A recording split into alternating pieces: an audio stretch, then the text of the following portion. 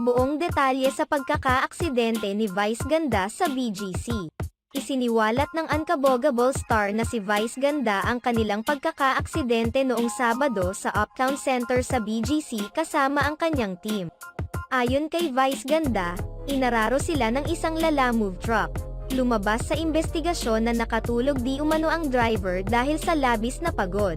Inararo ng nasabing truck ang 4 na sasakyan kabilang na ang mamahaling sasakyan ng Unkabogable star.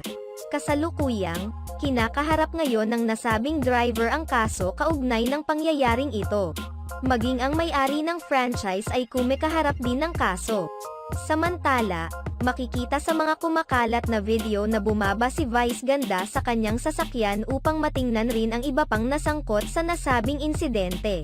Sa kabutihang palad, wala namang nasaktan sa nasabing rambulan ng mga sasakyan. Nanawagan naman si Vice Ganda na sana ay tulungan ng kumpanya ang driver dahil naawa siya rito. Sa pagkalat ng mga video, naging hati ang opinyon ng mga netizens hinggil rito.